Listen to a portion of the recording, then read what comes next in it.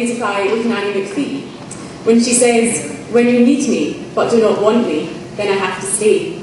When you want me but no longer need me, then I have to go." I think it's fair to say that we all feel a little bit like the kids at the end of that movie right now.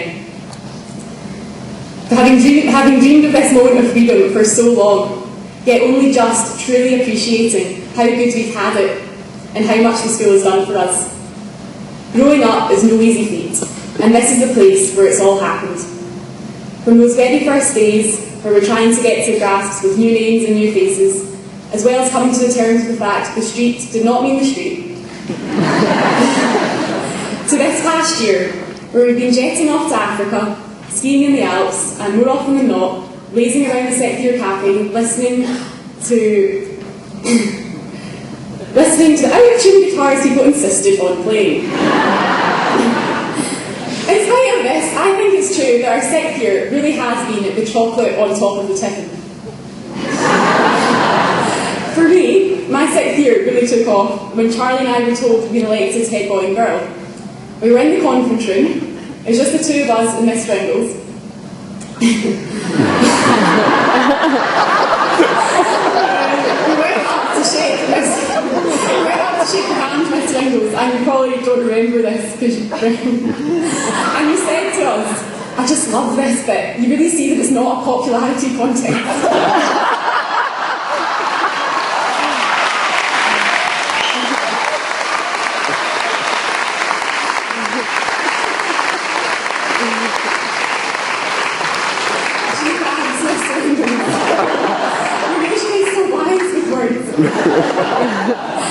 Anyway, I said at the beginning of the year how we'd really grown and come together, and we were more of a community than we were back in first year. Well, after our sixth year together, I'm inclined to go one step further and say that we've all grown together almost like a family. We've laughed together, cried together, fought with each other, and we even have our own specific seat round the tables. And this lovely family portrait is completed with Mr. Ingalls standing over us all like a proud father. Or maybe a father who longs for the days of his youth when he didn't have over 200 teenagers to look out for. Well, you got us to the end, despite Fraser constantly reminding us where the exits were.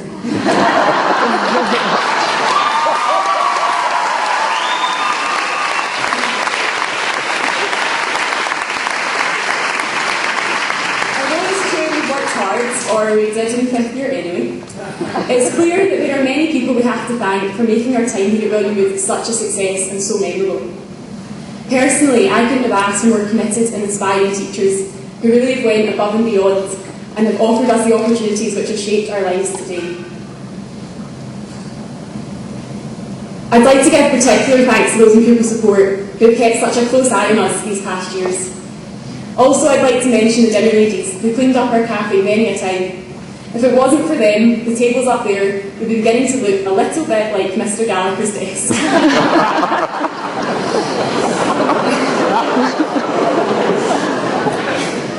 I'd like to thank Mr. Fitzpatrick, who's always been there to listen, and who makes Williamwood what it is today.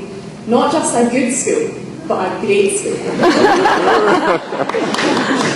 As Charlie has said, the deputies this year really have left us with nothing to do, as they have all worked so hard and really made a difference to make our final year our best. I'd like to thank Charlie for being able to rely upon this whole year. Though if I had to change one thing, it would be that you got a Facebook account, as we could all finally expel Wikipedia from our lives forever. I also think it's important that we take the time to thank you, our parents, not only for your remarkable ability to be a human alarm clock, but for your support throughout our lives. We would not be here today if it wasn't for you. Last, but in no way least, I'd like to say on behalf of all of us, a big thank you to you, Mr. Ingalls. The best head of year anyone could ask for, and I think you all agree.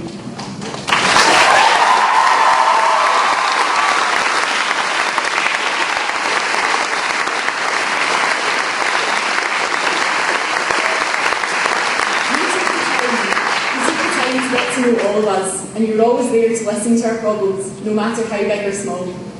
That really matters, particularly at this stage in our lives, as I'm sure we're all better people for knowing you. I actually think that our main concern upon leaving school as a year group is the fact that we have no idea what we will do without the constant presence of the man in the suit guiding us through. Well, the time has come to say goodbye.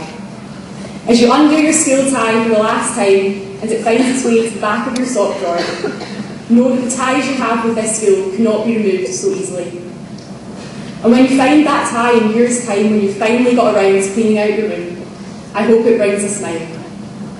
As we now go our separate ways, to quote Oasis, or rather Lewis, don't look back in anger. Instead, look forward. For the future is as bright as the neon we all wore to that fateful S1 disco. Dr. Seuss said, don't cry because it's over, smile because it happened. However, in the case of that disco, I'm more inclined to say, smile because it's over and cry because it happened. Thank you, and good luck, class of 2013.